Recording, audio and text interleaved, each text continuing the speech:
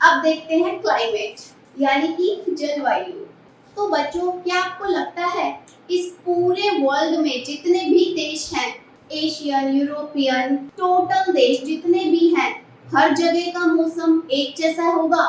Even आप अपने India को ही ले लो, इंडिया इतना बड़ा है, क्या इंडिया में हर एक शहर में एक जैसा मौसम रहता है?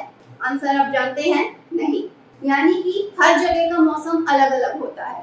जैसे जम्मू कश्मीर, वहां पे आपको हमेशा बर्फ मिलेगी। शिमला, वहां हमेशा आपको बर्फ मिलेगी। दिल्ली, यहाँ पे तो गर्मी रहती है और ठंड के मौसम में तो बहुत ठंड होती है।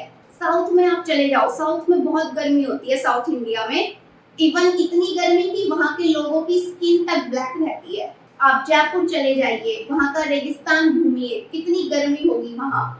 सो इट्स वेरी सिंपल कि हर जगह एक जैसा मौसम नहीं रहता। जैसा मौसम इंडिया में है वैसा ही मौसम अमेरिका में हो, ऐसा हो नहीं सकता। तो उसे ही कहते हैं हम जलवायु।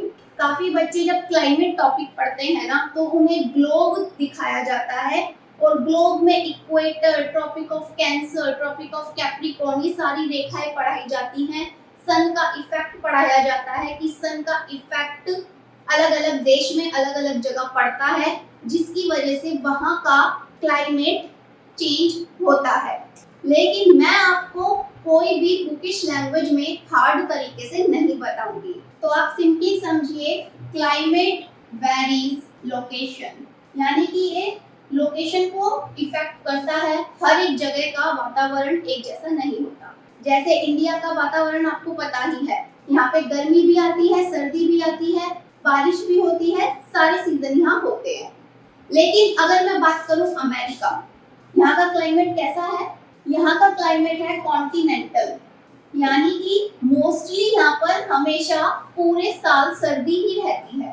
कोल्ड विंटर्स, धूप जो खिलती है यहाँ पर वो सर्दियों वाली धूप होती है, यानी कि जो गर्मी हम इंडिया में महसूस करते हैं गर्मियों के मौसम में, पसीने टपकते हैं, बुरा हाल हो जाता है, उस टाइप की गर्मी यहाँ कभी भी नहीं पड़ती।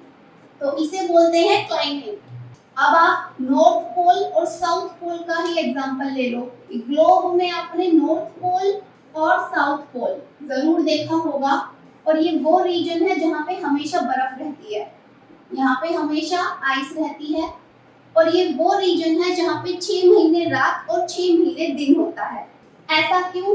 क्योंकि ये जो सूरज है, सन, इसकी किरणें यहाँ तक कंप्लीटली पहुंच ही नहीं पाती।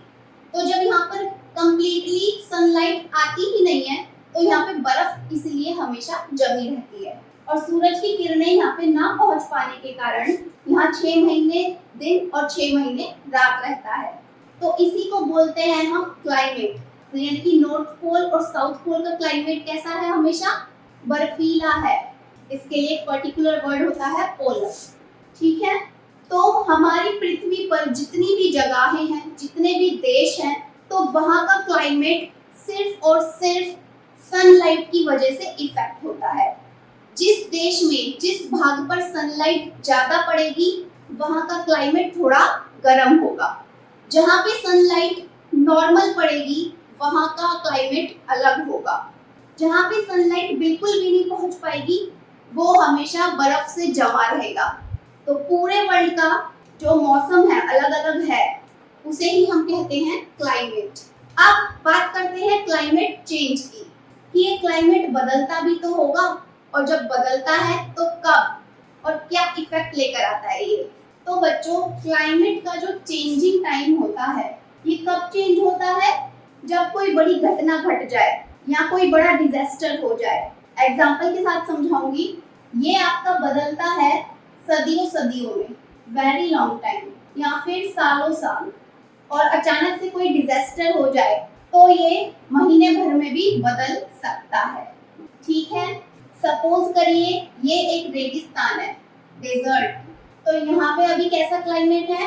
हॉट, गर्म होगा।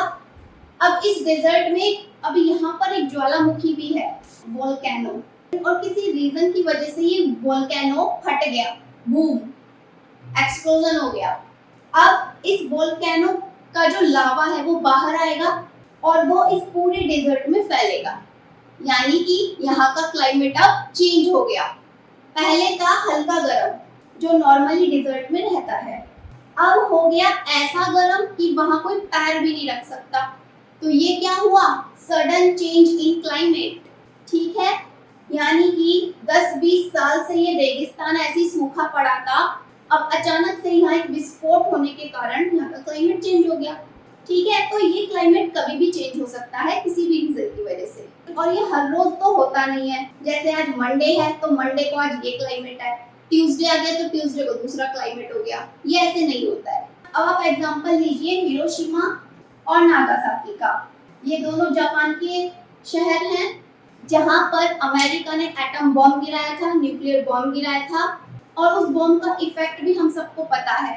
तो जब एटम बॉम्ब हिरोशिमा नागासाकी पर नहीं गिराया गया था तो बॉम्ब गिरने से पहले वहां का वातावरण कुछ और था, कितना सुहावना वातावरण था।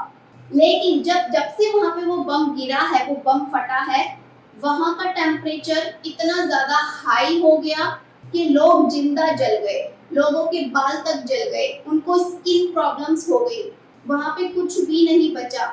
इवन वहां पे इतनी रेडिएशन आ गई कि आज भी इस शहर के कुछ हिस्सों में बच्चे हैंडीकैप पैदा होते हैं, यानी कि विकलांग पैदा होते हैं। यानी कि बम गिरे कितने साल हो गए हैं, लेकिन उस बम का इफेक्ट अभी भी है, रेडिएशन अभी भी है। तो वो क्या था? क्लाइमेट चेंज हो गया वहां का अचानक ही। लेकिन बम गिरने से पहले तो वहां का क्लाइमेट नॉर्मली था ना, चाहे वो कितने ही सालों से रहा हो क्लाइमेट। लेकिन एक एक्सीडेंट की वजह से, एक डिजास्टर की वजह से यहाँ का क्लाइमेट चेंज हो गया और अभी तक उसका वहां पे इफेक्ट है। ठीक है, तो ये होता है क्लाइमेट चेंज, जो चेंज होने में सदियों सदियों भी लग जाते हैं, सालों साल भी लगते हैं, और कोई एक डिजास्टर अगर कहीं हो जाता है तो वहां का क्लाइमेट भी उसी टाइम चेंज हो जाता है। ये हमें पता नहीं रहता कि ये कब चेंज होगा। सो सिंपली आपने समझा कि क्लाइमेट जगह जगह पे वेरी करता है सनलाइट की वजह से। वीडियो अच्छा लगा है तो लाइक करना, सब्सक्राइब करना and follow me on Instagram and Facebook. Link कहाँ है? डिस्क्रिप्शन में है। मेरे साथ इंग्लिश स्पोकन भी आप सीख सकते हैं। ऑनलाइन कोर्स ज्वाइन करने के लिए ईमेल आईडी पे मेल करिएगा, सभी इंफॉर्मेशन भेज दी जाएगी। एंड इन चारों टॉपिक से रिलेटेड मेरे चैनल पर वीडियोस आते हैं। अगर आप इनमें से किसी की भी तैयारी कर रहे हैं तो आप मेरे चैनल को फॉलो कर सकते हैं। अब मिलती हूँ नेक्स्ट वीडियो में। Take care, bye bye.